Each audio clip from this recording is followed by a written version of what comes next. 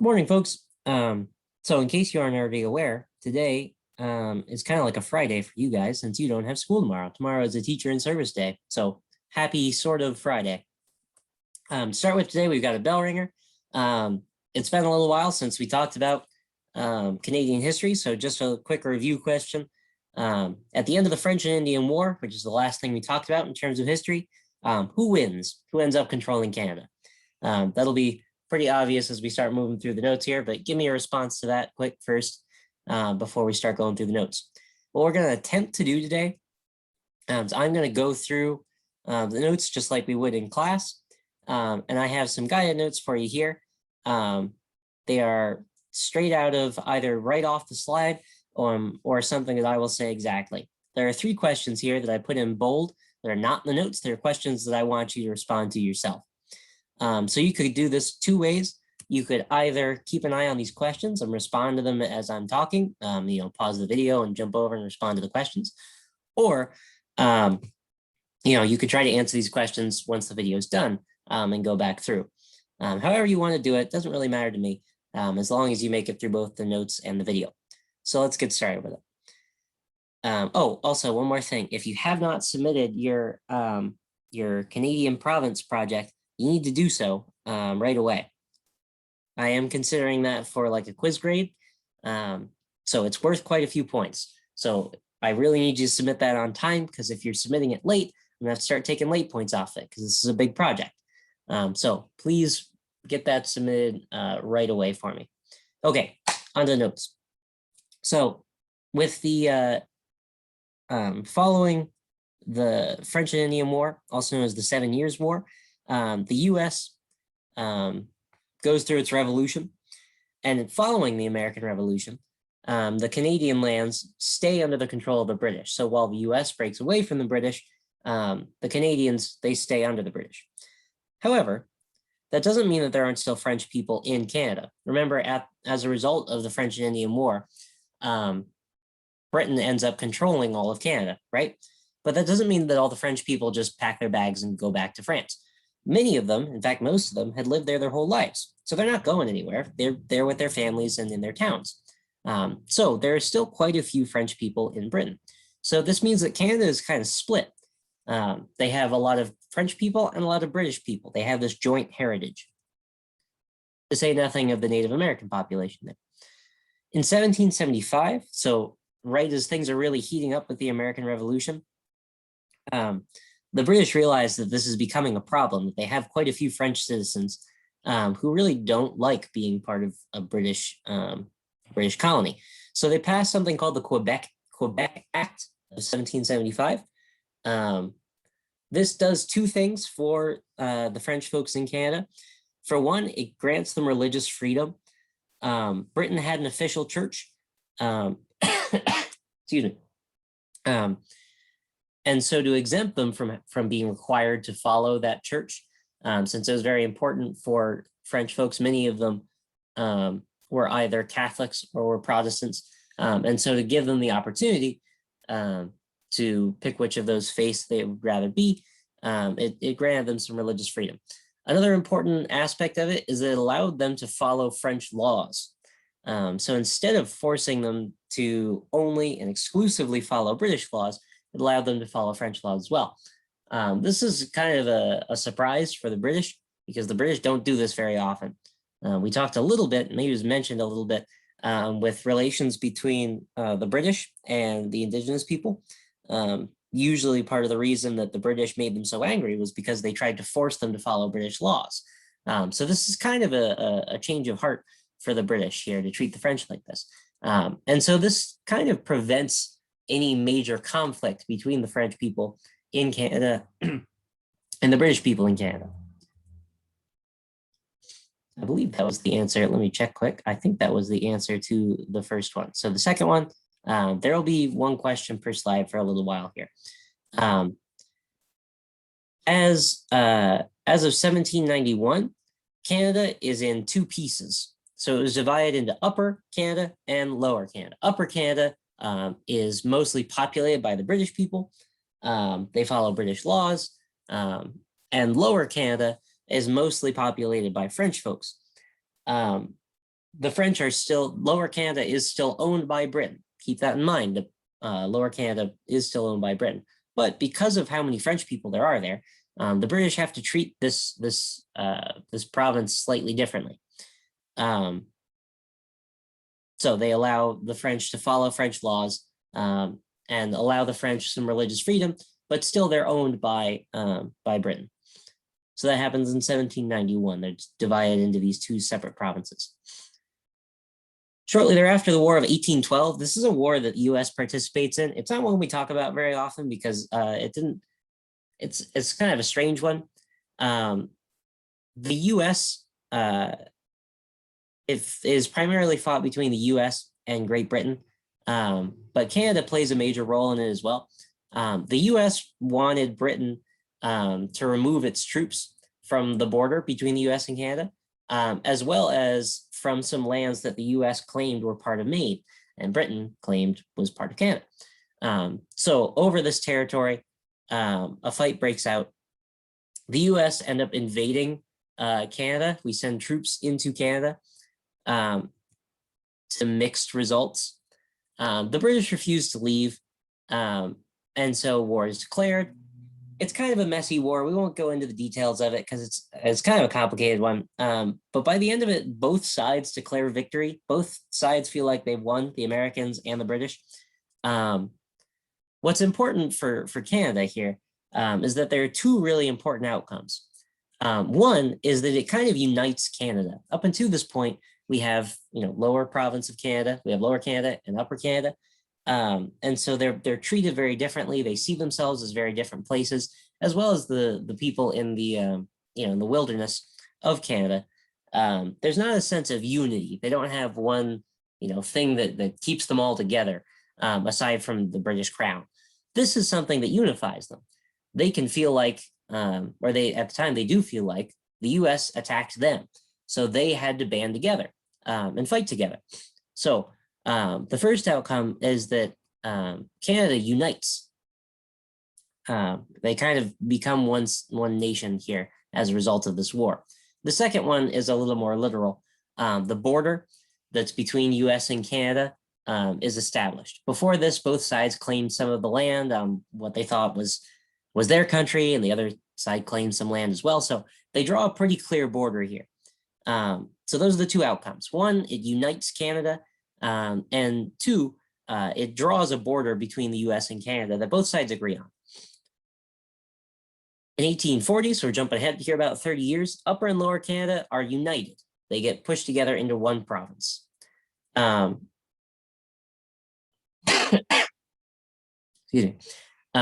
As the US expands westward, as people take over more land and there's the gold rush and everything, that happens to some extent in Canada as well. People go westward.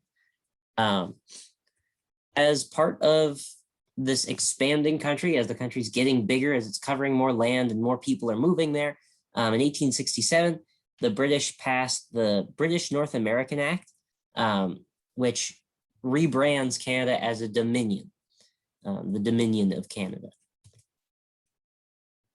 So as part of a dominion, this is a slightly different political status. So as a dominion, they are basically able to govern themselves. So they get to make most of their own rules. The only thing that still really ties them with Britain is that the Queen is still their head of state, and Britain still has control over their military. So the British military is the Canadian military, is the Australian military, etc. That's one of the key parts of being a dominion, and we'll see how that plays an important role in a second. But this means that Canada can appoint its own prime minister. They can set up their own parliament. They can make all their own laws. They're just subject to the British Queen, and their military is also subject to the whims of the British. This is broadly, this is referred to as foreign policy stuff, foreign policy decisions. Canada doesn't get to decide who it wants to be friends or enemies with. That's something that Britain is able to do as the owner of Canada. So that's one of the major things that they give up, or that they don't have, because they're a dominion. They don't get to make their own foreign policy decisions. So when war is declared, they get sucked into it. But As a Dominion, they have two different leaders. They have an elected leader, who's the prime minister, and they have the British monarch is their other leader. Mostly symbolic, though.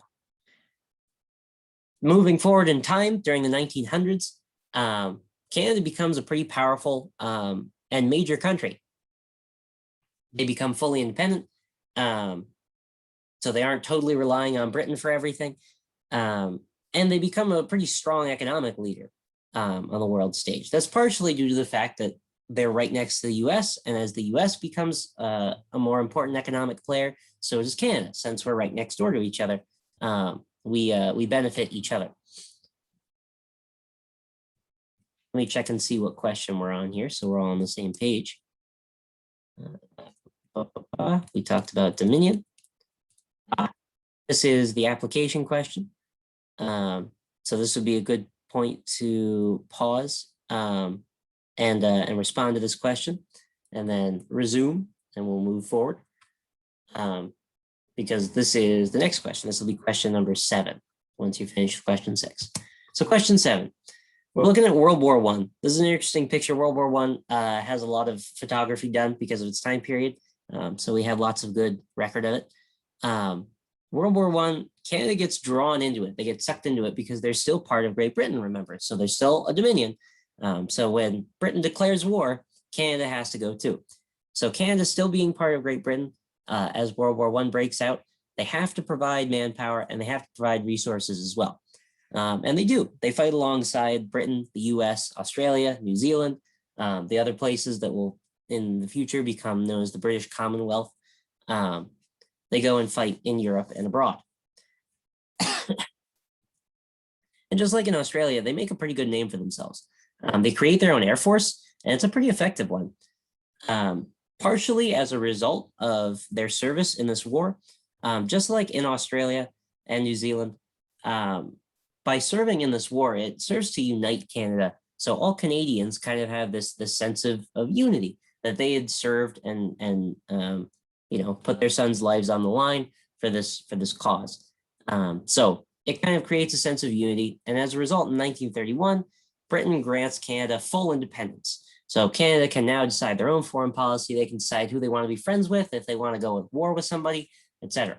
The only thing that still keeps them attached to Britain is the monarch, is the queen. So it's a slight change, but it's an important one, right? Because it means that they're able to make their own decisions about war and such. Right after this, things take a turn for the worse for the world. We have the Great Depression. You may have heard the term before, but it's basically a period in human history where the whole world, their economies, for the most part, collapsed. It's particularly rough in Canada. You'll learn about it a great deal in the US in the near future. But in Canada, it's pretty bad. It's the first major economic challenge for Canada. Things have been going reasonably well up until now. But now that they're independent, they have to deal with this on their own, right? They don't have Great Britain to help them out.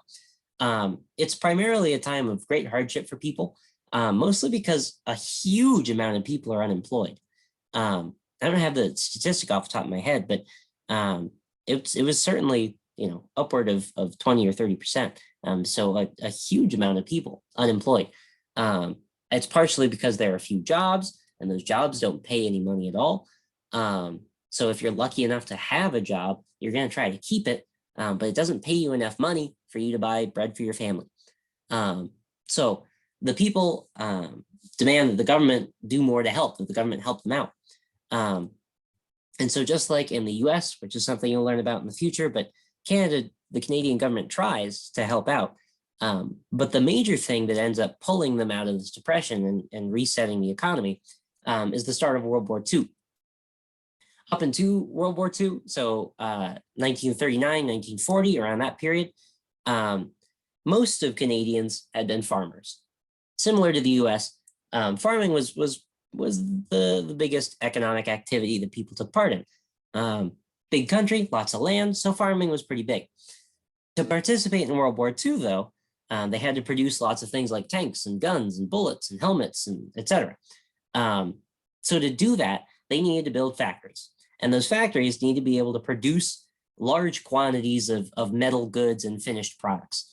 It also required many women to join the workforce because men had to go and fight.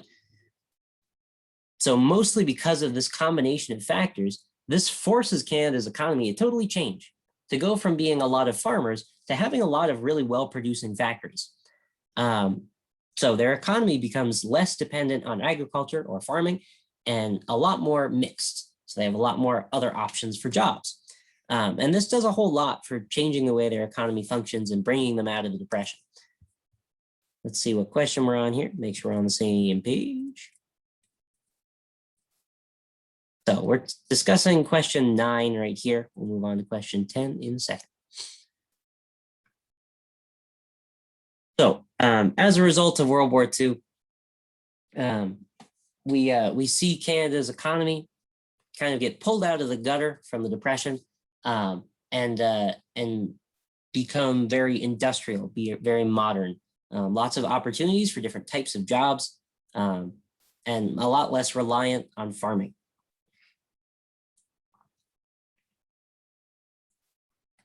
After World War II ends, with Canada's economy back on track, they try and experiment. They establish universal health care, which is something that they have today. So to boil that down into really broad statements, that basically means that each person is covered by a health system. So no one person has to take care of health matters themselves. They're all taken care of by a government program. So if you're sick, you go to the hospital, you don't have to be concerned with price or cost or anything. Since it's a government program, of course, since the government has to pay for it, they have to find some way to pay for it. So instead of paying for it at the hospital or paying for it through an insurance company, it's generally paid for through taxation. So every year or every paycheck, however it's conducted, adults pay into a system, and that system pays out for healthcare costs. And that's something that they established right after World War II and continues to this day. So it's a pretty solid system there. It's been running for a while. In 1959, a huge project between the US and Canada, it's kind of a group project, goes through, it succeeds. It's called the St. Lawrence Seaway. The St. Lawrence River, you may recall from doing the atlas at the beginning of this section, forms, it flows through both the US and Canada. So by developing this region and making it easier for shipping to move large ships into and out of, as well as make it easier for ships to travel back and forth between Canada and the US, it makes it a much more economically significant zone in the world. So in 1959, this group project, the St. Lawrence Seaway, is conducted, and both the US and Canada benefit from it. You can see at this point that US-Canada relations have gotten a lot better. Keep in mind, it wasn't that long ago that we fought a war where we tried to invade them. So serving alongside Canada in World War I and in World War II, as well as having that similar experience of the Great Depression and digging themselves back out of it, and being generally friendly neighbors to each other. When one succeeds, the other succeeds. Having that similar heritage of British influence, it ultimately makes the US and Canada pretty friendly. Moving up to the modern day, we've talked about it a little bit before, but Quebec is one of the provinces of Canada. Remember that at one point in time, we had an Upper Canada and a Lower Canada, right? Upper Canada was British, Lower Canada was French. Those French people didn't leave at any point, right? So what was Lower Canada develops into what is today Quebec. Because of the huge portion of French population, many in Quebec feel that they're unique enough that they should be their own country. So they voted on it 2 different times. And both times they've voted to remain as part of Canada. That being said, Quebec is treated a little bit differently than other provinces. They're given greater rights and freedoms because they are culturally unique and a little bit different from the other provinces. 2 last things here. So the Canada Act of 1982 this ends the role of British Parliament in Canada. So any lingering attachments or any laws that British Parliament had passed that had affected Canada, they were officially cut off. So this is kind of a last big break between Britain and Canada. Now today, it's still part of the Commonwealth of Commonwealth of Nations. So they're still unified under the Queen, but they're totally disconnected other than that. And Canada was granted the right to create their own constitution and their own Bill of Rights. So they're able to structure their own government however they want to. They can change the shape or powers of their government if they would like to. And they're able to establish their own rights, separate from Britain. Today, Canada is a diverse place. Immigrants from all over the world populate their country, same as the US, from Asia, the Caribbean, from Africa, from all continents of the world. And so it's a pretty culturally diverse country. I have a pretty nifty graphic here. So this is 2009 to 2014. This is the region of the world from which immigrants came to both the US and Canada. The US is on the left there, and Canada is on the right. Obviously, the US has a lot more people in it, so the bars are going to be a lot further. There's a lot more immigrants moving to the US because we're much bigger. We have a larger population. But you'll see that in Canada, there are some sections of the world, some regions that send quite a few immigrants, that quite a few people move away from and move to Canada. We have Middle America, which are Central America, Mexico, Honduras, these countries down here. South America, Europe, Northern Eurasia, meaning like Norway, Sweden, Finland, or no, more like Eastern Europe, like Kazakhstan, the Ukraine, Russia, Tajikistan, etc. That would be Northern Eurasia. Africa, Southwest Asia, it's like the Middle East. South Asia refers to India, Canada, New Zealand. Not Canada. Why did I say Canada? Obviously not Canada. But South Asia would be like India, the Philippines, Indonesia, those countries. East Asia, Southeast Asia, Australia, and the Pacific, they're all kind of self-explanatory. That's my last slide. So let's jump back over here quick. So I believe, yeah, I have two questions here that are application questions. Looking at that last graph, consider what region is sending the most immigrants to Canada, and why do you think that might be the case? And secondly, how did the world wars change Canada? You can think about its relations with the US, you can think about its economy, you can think about its relations with Britain or its political situation. Any of those would be proper answers to that type of question. So once you're finished with the notes, hit submit on that. I don't have any further assignment for you today, so if there's anything that you haven't submitted to me yet, please take care of that. Please do so with the time that's remaining. Okay. Have a great weekend, since I won't see you tomorrow. And I am certainly hoping that I will be able to see you on Monday. So until then, have a great weekend.